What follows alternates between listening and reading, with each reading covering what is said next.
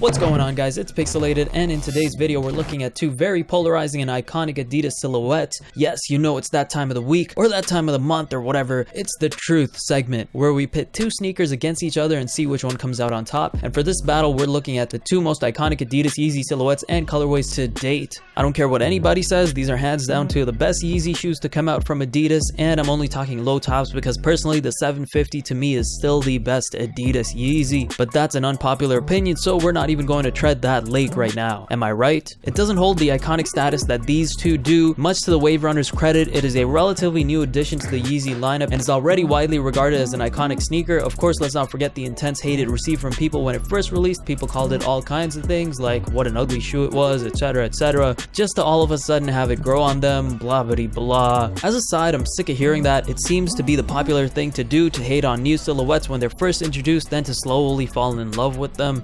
Stop doing that. Just take an honest look at the shoe and make an informed opinion instead of following what others say. There's some additional life growth tips for you. When I see a pair of shoes, I know whether I like them or not pretty instantly. I knew I liked the Wave Runners as soon as I saw them, just as I did with the off-white Chicago ones. That, mind you, were also widely hated until their release came along and the same thing happened. Anyways, tangents aside, these two iconic sneakers are obviously the Adidas Yeezy 350 Boost V2 in the iconic Beluga colorway and the Adidas Yeezy Wave Runner 700 in the OG colorway, I guess. I don't think this colorway has an official cool name or anything. Now, we typically pit the shoes against each other in multiple categories, so we're going to do the same thing here. We're going to be looking at comfort, fit, price, and style. So without further ado, let's get started. The first category we're looking at is the fit category, where we look at the upper of the shoe and determine how it affects the wearing experience of the shoe for the wearer.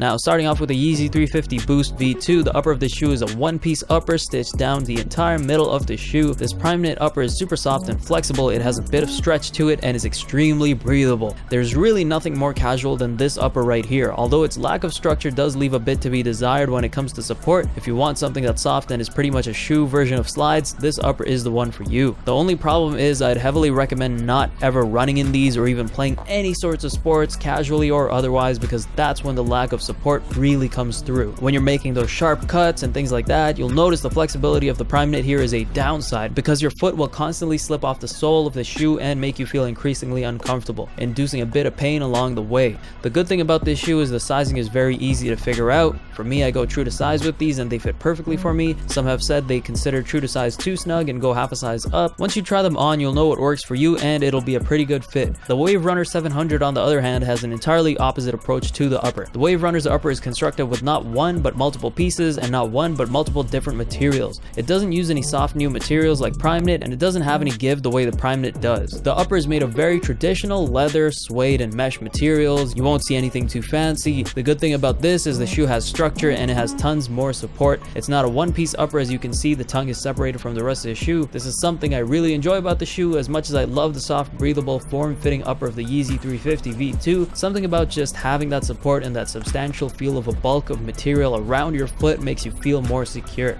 I know if I bang my toes against a sharp edge or corner it won't hurt, whereas it would in a soft, thinner upper. I know when I make sharp turns my foot won't slip off the footbed and start aching. The only issue is because the upper of the shoe is made of so many layers and traditional materials, it makes the shoe a touch heavier but also much warmer. The breathability just isn't on par or anywhere near the 350 V2. The good news, you can wear these on colder days like in the fall and winter, which you can't do with the 350 V2s at all. Now, this one's a really tough call for me because both uppers have their ups and downs and it's really hard for me to give a deciding vote, but all things considered, I think I'll have to give this point to the Yeezy Boost 350 V2. As much as I prefer the traditional upper of the 700s, I can't quite shake the satisfying feeling of the perfect fit you get with a soft, form-fitting upper 350 V2 gives you. Plus, the breathability of that shoe is bar none. That's something I'm sure people have been looking for in a shoe for decades, possibly centuries. So this point goes to the 350 V2. The second category we're looking at is the comfort category, where we look at the midsole of the shoe and how it contributes to the comfort for the person wearing it. Now, although these shoes are radically different in design, they both have one commonality. Both shoes have Boost encapsulated within a harder outer shell of the midsole, but that doesn't necessarily mean they feel the same. With the Yeezy 350 V2, we have this aggressively shaped and grooved rubber midsole layering over the full Boost midsole. Now, we all know about Boost technology. It's this really bouncy, cushiony material invented by BASF, etc. Super comfortable, but its effects are decreased when it's encapsulated in a harder shell of an outsole slash midsole, and although the rubber portion of the 350 V2 is a harder encasing, it's relatively thin and you can still feel plenty of boost with every step. In fact, there have been times I've gone back and felt like the 350 V2 is actually more comfortable than the Ultra Boost, an Adidas Boost shoe where the boost is completely free form with the thinnest sheet of rubber for an outsole. So in this instance, the comfort provided by the Boost is exceptional. Nothing to complain about. The Wave Runner on the other hand has an immensely chunkier midsole, and this encapsulates the boost far more than the 350 V2. Now that's not to say that you can't feel the boost at all, you certainly can still feel it. The midsole itself though is not nearly as flexible because it's so chunky and dense, and because of this, even though you can feel the boost cushioning with every step, it's a little subtle versus how obvious it is in the 350 V2. That doesn't make the Wave Runner an uncomfortable shoe by any stretch of the imagination. They're both still super comfortable shoes, but they're definitely not on the same level. The 350 V2 just edges the Wave Runner a bit. The one thing the Wave Runner does have over the 350 though is traction. With a grooved rubber outsole, the Wave Runner has more grip onto the ground, and that's a huge help in any case when you're walking. It's subtle, but it helps propel you even when you're walking and when you stop, so you don't have to use that extra bit of energy you do with a shoe that doesn't have as much grip. Now, as much as I like the look of the chunky outsole of the Wave Runner, this one's a pretty easy call for me. The 350 V2's cushioning is just better and more responsive. The Wave Runner is more grippy, but cushioning is king, and this point goes to the 350 V2. Now, the next category we're looking at is price. It's pretty cut and dry. The Yeezy 350 V2 retailed for $300 Canadian, while the Wave Runner 700 went for $400 Canadian. So after Ontario tax, that's about $452 Canadian, just a few tens away from paying half a rack for shoes. At retail, that's a no for me, dog. But let's take it a step further and go into the value proposition here. Let's see what we're getting for the money we're paying. For $300 Canadian at retail, we're getting a relatively lightweight shoe with a one-layer upper and new high-tech materials such as Prime Knit and Boost. Great summer shoe, but that's about it. For $400 Canadian, $450 after taxes, you're getting a dense, chunky shoe with much more support, but more traditional materials on the upper, aka less new tech. Still has Boost, but it's encapsulated in this thick, chunky EVA midsole. In my opinion, the price is still a little too high. Now, this is a little unfair because most colorways of the 350 you'll have to pay resale, which means depending on the colorway you choose, you could be paying from a little over to double the price of the Wave Runners. The Wave Runners aren't going for much right now since the recent restock, and since there's only one colorway, you don't really have an issue with price here. It's always the same price and it's pretty good right now, but you also have the option to get a 350 V2 colorway that is going for lower price points than that. So with all that said, the price point still goes to the 350 V2, but it is a slippery slope because of retail versus resell. On the retail end, the Yeezy 350 V2 wins, but on the resell end, the Wave Runner might just be winning right now. But because the Yeezy 350 V2 is cheaper on the retail end, I'm just gonna give this point to the Yeezy 350 V2. And finally, we're looking at the style category. Disclaimer, style is highly subjective, so keep in mind what you prefer over what I recommend is what matters more, as this result is mostly based on what I find appealing. So think about what you like first before taking my advice. Now, so far it seems like there really is no coming back from taking a loss on the other categories of the shoe, but it's worth a shot. Plus, if I'm being fair, sometimes we put more value on one aspect of the shoe than others. This might be the case here.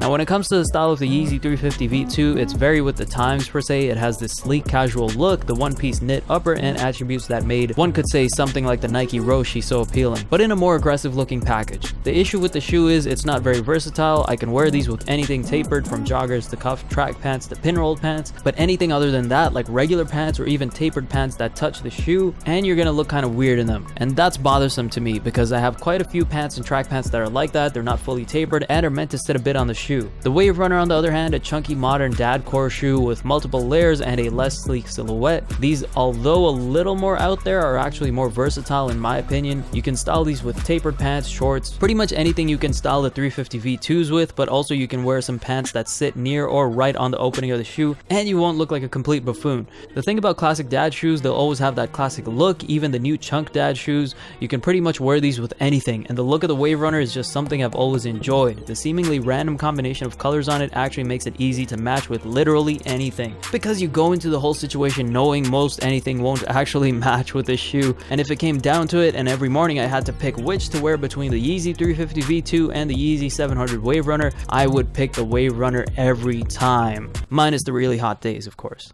So there you have it. Overall, objectively, the Yeezy 350 V2 beats the Wave Runner when it comes to comfort, fit, and price, but the Wave Runner just dominates in the style category, overwhelmingly so. Keep in mind the Wave Runner is still a comfortable shoe, the 350 V2 just nearly edged it out in those categories, but if I had to choose between the two, I still like the Wave Runner every day. Did the Yeezy 350 V2 win fair and square, or did you feel otherwise? Let me know in the comments. Catch you later. Picsoleated is on a wave.